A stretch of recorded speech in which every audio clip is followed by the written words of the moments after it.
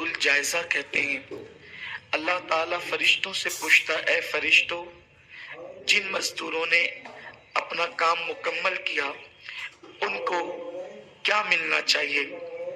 फरिश्ते अर्ज करते, मेरे अल्लाह, जब मजदूर काम मुकम्मल कर ले तो उसको पूरी पूरी मजदूरी देनी चाहिए। अल्लाह इरशाद फरमाता है, मेरे बंदों ने तरावी पढ़ी, मेरे बंदों ने इबादतें की, मेरे बंदों ने नमाजें पढ़ी, मेरे बंदों ने रोजे रखे, जाओ मैंने उन सबको बख्श दिया। और फिर उसके बाद जब ईद का दिन आता है, अल्लाह के जैसे कपड़ा धुलने से कपड़े से सारे दाग खत्म हो जाते हैं और कपड़ा बिल्कुल पाक व साफ हो जाता है, जब ईद की नमाज पढ़ के मुसलमान अपने घरों की तरफ लौटते हैं तो वो ऐसे ही गुनाहों से पाक होकर लौटते हैं जैसे कपड़ा धुलने से कपड़ा पाक व साफ हो जाता है। यानी मुसलमानों के मोमिनों के दफ्तर में एक गुनाह भी बाकी नहीं होता और अल्लाह उनके सारे गुनाहों को माफ कर देता है। उनकी मगफिरत और इनाम, अल्लाह फरमाता है, अल्लाह का वादा है कि ईद के इज्तिमा में यानी ईद की नमाज में मेरे बंदे मुझसे जो मांगेंगे उस नमाज ईद के बाद दुआ में मैं उनको जरूर अता करूंगा, जो मांग ले अता करूंगा। आज का दिन इतना मुबारक दिन है, लेकिन आपको ये बात मालूम है कि जब रमजान शरीफ आता है तो शयातीन को अल्लाह ताला जहन्नम में कैद कर देता है, और जब शयातीन जहन्नम में कैद हो जाते हैं तो ईद के दिन उनको फिर से आजादी मिल जाती है। रमजान शरीफ का चांद जैसे ही खता है तो उनको आजादी मिल जाती है, जहन्नम से वो खुल जाते हैं। वो शैतानों का जो सबसे बड़ा सरदार होता है वो अपने सर पे खाक डालता है, उसके शागिर्द उससे कहते हैं, आका तू इतना परेशान क्यों है? तो वो कहता है, आज इब्ने आदम को अल्लाह ने बख्श दिया, सबको माफ कर दिया। कहते हैं, तू रोता क्यों है? तू हमें ड्यूटी दे के हम क्या करें? तो वो कहता है, महीने भर इबादत करके जितना मुसलमानों ने सवाब नहीं कमाया उससे एक दिन के अंदर उनसे पाप करवाओ, उससे ज्यादा एक दिन के अंदर उनसे गुनाह करवाओ। ले जाओ किसी को जिना के अड्डे पर, ले जाओ किसी को शराब के अड्डे पर, ले जाओ किसी को जुए के अड्डे पर, ले जाओ किसी को बुराई के अड्डे पर। महीने भर तक के ये जितने गुनाहों से महफूज रहे, इन सब को जो है एक दिन के अंदर इतने गुनाह करवाओ कि अल्लाह पाक फिर से उनसे नाराज हो जाए। मेरे प्यारे आका अलैहिस्सलाम के प्यारे दीवानों, ये फरमान किसका है? ये हदीस रसूल पाक सल्लल्लाहु अलैहि वसल्लम की है, और हुजूर अलैहिस्सलाम ने अपनी हदीस में शैतान की ये सारी कारकर्दगी को बयान फरमाया। अब मैं आपसे पूछना चाहता हूँ, मेरी कौम जिसने रमजान शरीफ के रोजे रखे, जो फिल्मों से बचे रहे, जो दाढ़ियां मुंडाने से बचे रहे, जो जिना के अड्डों पर जाने से बचे रहे, जो शराब के अड्डों पर जाने से बचे रहे, अब उनका प्लान क्या होगा? जल्दी से ईद की नमाज अदा करें, घर जाएं, लोगों से मिलें और उसके बाद फिर दोस्तों अहबाब के साथ फिल्मों में जाएं। कितनी अफसोस की बात है कि मुसलमानों का इतना अजीम त्योहार ईद का दिन, जिस दिन अल्लाह मुसलमान के पापी से पापी बंदे को भी बख्श देता है, मोमिन अगर है उसके दिल में जर्रा बराबर राई का दाना है तो अल्लाह उसके पाप नहीं देखता। ईद के मुबारक दिन के सदके अल्लाह उसके सारे जराइम को बख्श देता है। लेकिन जिस बंदे को खुदा ने अपनी रहमत से बख्श दिया, उस बंदे का हाल क्या है? अब वो फिल्म में जाने का प्लान कर रहा है, और मुसलमानों के त्योहार पर बाज़ाब्ता तौर पर फिल्म खानों पे बोर्ड लगते हैं कि ये हाउसफुल हो गया है, अब यहाँ बैठने की जगह नहीं। मैं सिर्फ आपसे इतना पूछना चाहता हूँ, क्या कभी ईसाइयों के त्योहार पर भी फिल्म खाने हाउसफुल होते हैं? क्या कभी काफिरों के त्योहार पर भी फिल्म खाने हाउसफुल होते हैं? मुसलमानों, तुम्हें शर्म आनी चाहिए। जिस मजहब के रसूल ने आंखों से बदनजरी करने पर फरमाया कि जो लोग निगाहों से बदनजरी करेंगे, अल्लाह ने जिन चीजों को देखने से मना किया है, उन महरमात को अगर वो अपनी आंखों से देखेंगे, मरते वक्त पहले उनका ईमान छीना जाएगा, उसके बाद उनको मौत आएगी। हैरत है, वो कौमें, वो लोग जिनके यहाँ रसूल की आमद का कोई तसव्वुर नहीं, हैरत है जिनके यहाँ कुरान जैसी किताब नहीं, उन कौमों के त्यौहार पर फिल्म खाने हाउसफुल नहीं होते, उन कौमों के त्यौहार पर जिना के अड्डों पर पहरे नहीं बिठाए जाते। और मुसलमानों हैरत है, और फिर क्या वक्त आ गया है, हमारे नौजवान ऐसे निकलेंगे गुनाहों की तरफ। ईद का दिन है, न सैर और तफरीह के लिए कोई ममानियत है, न खुशी के लिए कोई ममानियत है, लेकिन मुसलमानों हम खुशी करें। ईद का दिन है, न सैर और तफरीह के लिए कोई ममानियत है, न खुशी के लिए कोई ममानियत है, लेकिन मुसलमानों हम खुशी करें, नाजायज काम न करें। इसलिए कि तुम पर ऐसी आफतें, ऐसी बलाएं टूट पड़ी है कि अगर तुम उससे निपटना भी चाहो तो नहीं निपट सकते। मेरा अल्लाह फरमाता है वमा अस्हाबकुम मिन मुसीबतिन फबिमा कसबत ऐदीकुम, कि तुम पर जो भी मुश्किलें और मुसीबतें आती है वो तुम्हारे हाथ की कमाई है। हमारा हाल ये है, जब तक कि कमाए हुए पूरा पैसा मेरी कौम का नौजवान खत्म नहीं कर देता, उस वक्त तक वो ड्यूटी पर नहीं जाता और गुनाहों के अड्डों को आबाद करता रहता है। खुदारा अपने बच्चों के मुस्तकबिल की फिक्र करो, अपने आप की फिक्र करो, अपनी औलाद की फिक्र करो। आप बताएं, अगर इस तरीके से फजूल खर्ची तुम करते रहे तो तुम अपने बच्चों की तालीम पर कब तवज्जो दोगे? लोग कहते हैं कि मुसलमानों के पास पैसे नहीं है इसलिए वो अपने बच्चों को पढ़ाते नहीं है। अपने बच्चों को नहीं पढ़ाते हो, तुम्हारे बच्चे जाहिल और गवार रहते हैं, तो गुर्बत तुम्हारे घर से नहीं निकलती। अगर एक बच्चे को पढ़ाए, उसको तालीम हासिल करवाए, तो मैं आपको ये कहना चाहता हूँ 10 साल अगर एक बंदा मेहनत करे अपने बच्चे को पढ़ाने पर, इंशाअल्लाह 10 साल के बाद उसकी गुर्बत का खात्मा हो जाएगा।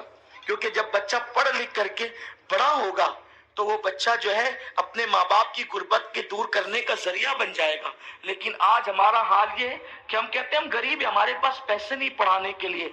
जिस कौम के पास पढ़ाने के लिए पैसे नहीं है, वो कौम का करोड़ों रुपया तो फिल्म खानों में जा रहा है, उस कौम का करोड़ों रुपया तो ज़िना के अड्डों पे जा रहा है, उस कौम का करोड़ों रुपया तो गुनाहों के अड्डों पे जा रहा है, उस कौम का करोड़ों रुपया तो शराब के ऊपर खर्च हो रहा है। आप कैसे कहते हैं हमारे पास पैसे नहीं है? अल्लाह ने हमें बहुत दिया है। अगर हम अपनी अल्लाह की दी हुई दौलत को सही राह में खर्च करें तो इंशाअल्लाह तबारक व तआला हम तरक्की कर सकते हैं।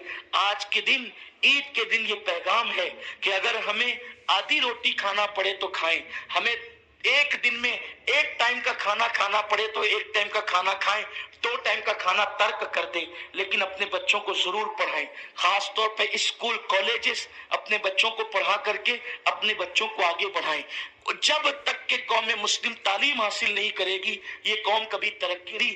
हिंदुस्तान की सरजमीन पर इस्लाम दुश्मन अनासिर ने ये मंसूबा बना लिया है, इनको जाहिल रखो, जाहिल रखेंगे तो ये गरीब रहेंगे, और जब गरीब रहेंगे तो यही बैतुल खला साफ करेंगे। वो कौम जिसने इस मुल्क में 1000 साल तक हुकूमत की है, अब उस कौम से बैतुल खला साफ करवाने का मंसूबा है। और क्यों? ताकि तुमको जाहिल रखा जाए, अनपढ़ रखा जाए।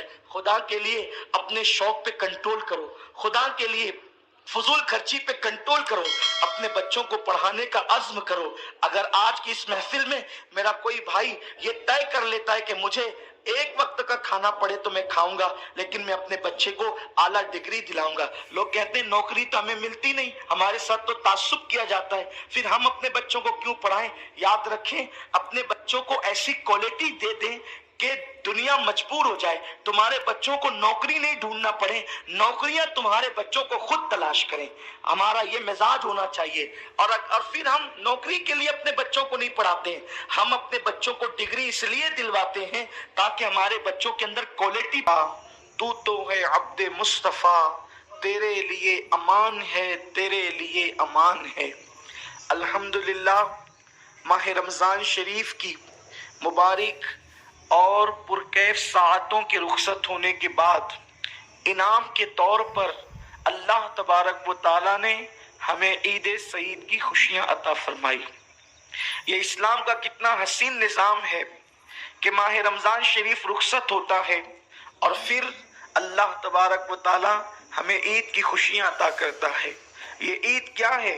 अल्लाह के हबीब सल्लल्लाहु अलैहि वसल्लम, देखिए इसका नाम कुछ और भी रखा जा सकता था, ईद के अलावा इसका नाम कुछ और भी रखा जा सकता था, इसलिए कि खुशियों को अलग अलग नाम दिया जाता है। मुसर्रत है, शादमानी है, ہے، سرور ہے، لیکن حضور علیہ السلام نے اپنی امت کو عید کا نام عطا کیا، خوشیوں کے دن کو عید کا نام عطا کیا۔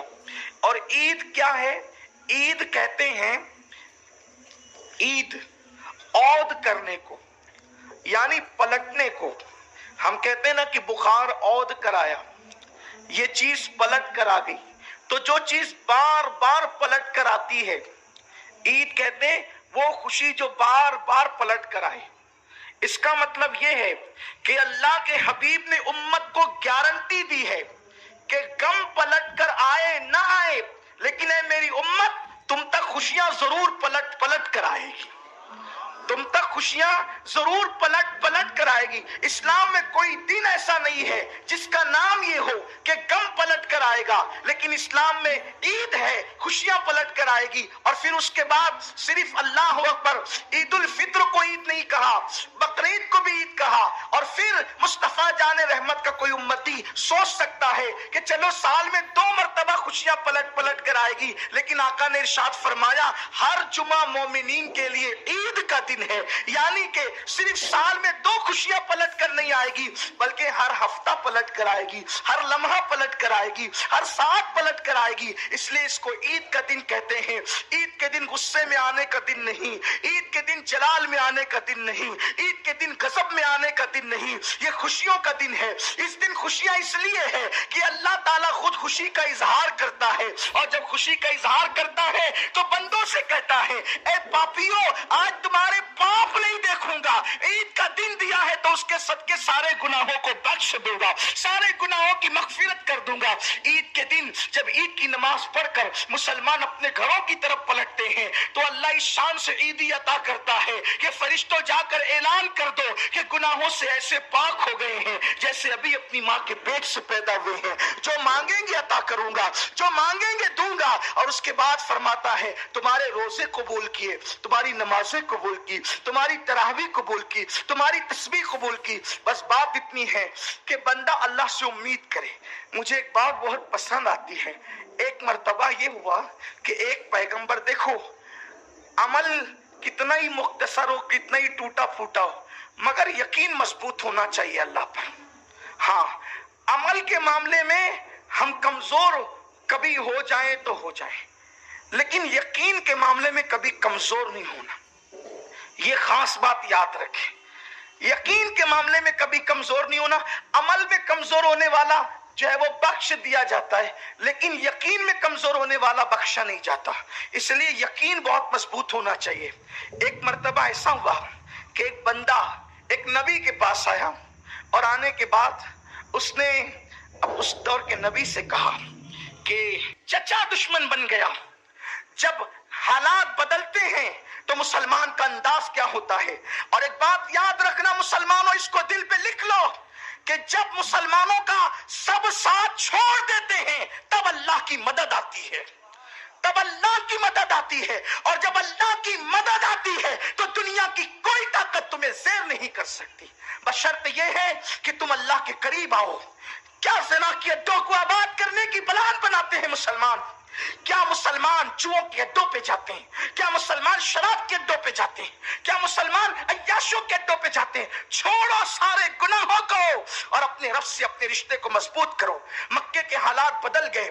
ابو لہب چچا ہے، ابو جہل حضرت فاروق اعظم کا ماموں ہے، رشتہ داریاں ہیں، لیکن پورا مکہ مسلمانوں کے مخالف ہو گیا ہے۔